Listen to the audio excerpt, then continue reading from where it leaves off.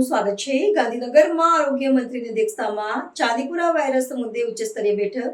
સઘન સર્વેલન્સ અને ફોગિંગના અપાયા આદેશ. ગાંધીનગર ખાતે રાજ્યના આરોગ્ય મંત્રીની અધ્યક્ષતામાં ચાંદીપુરા વાયરસના સંભવિત પ્રકોપ અને તેના નિયંત્રણ સંદર્ભે એક ઉચ્ચસ્તરીય સમીક્ષા બેઠક યોજવામાં આવી હતી. આ બેઠકમાં રાજ્યની પ્રવર્તમાન આરોગ્યલક્ષી પરિસ્થિતિનો તાગ મેળવી આરોગ્ય વિભાગના અધિકારીઓને રોગચાળો ડામવા માટે દવાઓનો પૂરતો જથ્થો ઉપલબ્ધ કરાવવા, સઘન ફોગિંગ કરવા અને સર્વેલન્સની કામગીરી યુદ્ધના ધોરણે વધુ વેગવંતી બનાવવા માટે કડક આદેશો જારી કરવામાં આવ્યા છે.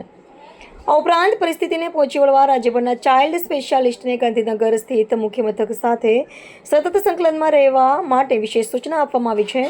આરોગ્ય વિભાગ દ્વારા રજૂ કરાયેલા આંકડાકીય અહેવાલ અનુસાર રાજ્યમાં અત્યાર સુધીમાં ચાંદીપુરા વાયરસના કુલ 27 શંકાસ્પદ કેસ નોંધાયા છે, જે પૈકી 19 સેમ્પલના લેબોરેટરી પરિણામો પ્રાપ્ત થઈ ચૂક્યા છે, જેમાં 7 કેસ પોઝિટિવ અને 12 કેસ નેગેટિવ હોવાની પુષ્ટિ થઈ છે. જ્યારે બાકી રહેલા 8 શંકાસ્પદ સેમ્પલના પરીક્ષણનો અહેવાલ સોમવાર સાંજ સુધીમાં આવી જવાની શક્યતા દર્શાવવામાં આવી છે. અત્યંત ચિંતાજનક બાબત એ છે કે આરોગ્ય વિભાગના સત્તાવાર દાવા મુજબ આ જીવલેણ વાયરસના સંક્રમણથી અત્યાર સુધીમાં 3 માસૂમ બાળકોએ પોતાનો જીવ ગુમાવ્યો છે. વાયરસના વ્યાપ અને અગાઉના આંકડાઓ અંગે આરોગ્ય વિભાગે એક મહત્વપૂર્ણ દાવો કરતા જણાવ્યું છે કે વર્ષ 2024માં રાજ્યના 61 જેટલા સ્થળો પરથી ચાંદીપુરા વાયરસના કેસ નોંધાયા હતા, પરંતુ અસરકારક નિવારક પગલાઓના પરિણામે આ વર્ષે તે 61 સ્થળો પૈકી એક પણ જગ્યાએથી નવો કેસ નોંધાયો નથી.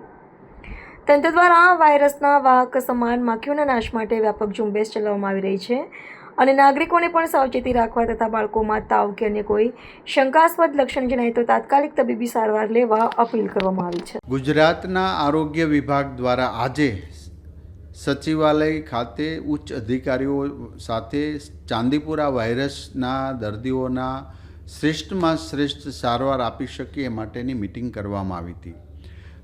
અત્યાર સુધીમાં કુલ 27 શંકાસ્પદ દર્દીઓના યાની કે બાળકોના બ્લડ રિપોર્ટ કરવામાં આવ્યા છે, જેમાંથી 7 બાળકો આ ચાંદીપુરા વાયરસ પોઝિટિવ આવ્યા છે, બાકી નેગેટિવ છે, અને 8 પૃથ્થકરણ માટે આપેલા બ્લડનું સેમ્પલ આજે સાંજ સુધીમાં રિઝલ્ટ આવશે. 7 બાળકોમાંથી 3 બાળકોના દુઃખદ મોત થયા છે, જે ચાંદીપુરા વાયરસથી જ એમનું અવસાન થયેલું છે. બાકીના 4 પેશન્ટને 2 ગાંધીનગર અને બાકી વડનગર હોસ્પિટલોની અંદર એને શ્રેષ્ઠ સારવાર આપી રહ્યા છે.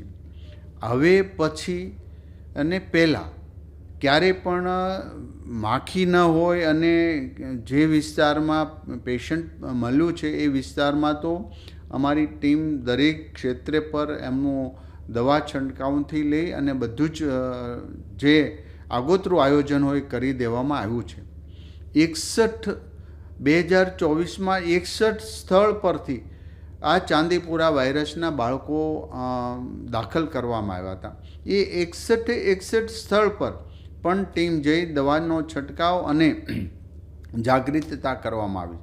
ખાસ કરીને માટીવાળા મકાન અને તિરાડો હોય એમાં જ આ સેન્ટ ફ્લાય નામની માખી થતી હોય છે ને, જે લગભગ નાના બાળકો યાની કે આમ તો 16 વર્ષ પછી એની અસર થતી હોય, પણ આ જે પેશન્ટો આવ્યા 10 વર્ષ અને એથી નીચેના બાળકો આવ્યા છે. તો મારી વિનંતી એ છે કે કાચા ઘરની અંદર નાની એવી તિરાડ હોય તો લીપણ અથવા ગાર કરીને એમને એ તિરાડો ભૂરવી જોઈએ, જેથી કરીને આરોગ્ય વિભાગવાળા સ્પ્રે છાંટે અથવા તો દવાનો છંટકાવ કરે, જેથી કરીને એ માખી જીવંત ન રહે. 61 સ્થળો ઉપરથી પણ ગયા વખતે આવેલા સ્થળો પરથી એક પણ પેશન્ટ રિપીટ નથી થયું. માટે આજે આ મુદ્દે ગંભીરતા લઈ આરોગ્ય ક્ષેત્રે તમામ પ્રકારની સુવિધા પ્રાપ્ત થાય, નાના એવા સેન્ટર સુધી અને ઇન્ડિયન મેડિકલ એસોસિએશનનું પણ મદદ લઈને એમને પણ ગાઈડ કરવામાં આવ્યા છે કે ચાઇલ્ડ સ્પેશિયાલિસ્ટ જે હોય એમને પણ આ માહિતી આપે અને એ આરોગ્ય વિભાગ ગાંધીનગર અથવા તો અમારા આરોગ્ય વિભાગ સાથે સંકલન રાખે. અત્યારે જે પેશન્ટ છે એની સારવાર ચાલી રહી છે, તો આની કોઈ સ્પેશિયલ દવા તો છે જ નહીં, પણ સિમ્ટમ્સના આધારે અમે બાળકોની સારવાર કરી રહ્યા છીએ. માટે આ કોઈ ગભરાવાની જરૂર નથી. સાવચેતીના ભાગરૂપે આપણે તુરંત જ દવાખાને દવા લઈએ અને એમના એ માખી કરડવાથી જ આ વાયરસ ચાંદીપુરા વાયરસ થતો હોય છે. તો આ સાવચેતીથી આપણે ચાલીશું તો ચોક્કસ પ્રકારે એક પણ બાળકને કે આ ચેપ લાગ્યો હોય તો એમને કોઈ પણ પ્રકારની નુકસાન નહીં થાય. આજ સાંજ સુધીમાં બીજા 8 રિપોર્ટ આવે અને ત્યાં સુધીમાં આપણે જે 4 બાળકોનો સારવાર આપી રહ્યા છે એ સારવાર અદ્યતન સારવાર મળી રહી છે. નાના સેન્ટરો અને નાના ક્લિનિક ચલાવતા ડૉક્ટરોને પણ સૂચના આપવામાં આવી છે ક્યાંય પણ આ પ્રકારનું બાળક આવે તો એમને તુરંત જ મોટી હોસ્પિટલ વેન્ટિલેટર્સ ઉપલબ્ધ હોસ્પિટલમાં એમને દાખલ કરવા, જેથી કરીને ઓક્સિજન વગેરે ઘટે તો અમને આપી શકાય. તો અત્યારના સ્થિતિએ 7 બાળકોને એની અસર છે, એમાં 3ના કરુણ મોત થયા છે, બાકી 4ની અમે ટ્રીટમેન્ટ આપી રહ્યા છીએ. આવનારા સમયમાં હજી જ્યાં જ્યાં જરૂર પડે ત્યાં અમારી ટીમ સજ્જ છે.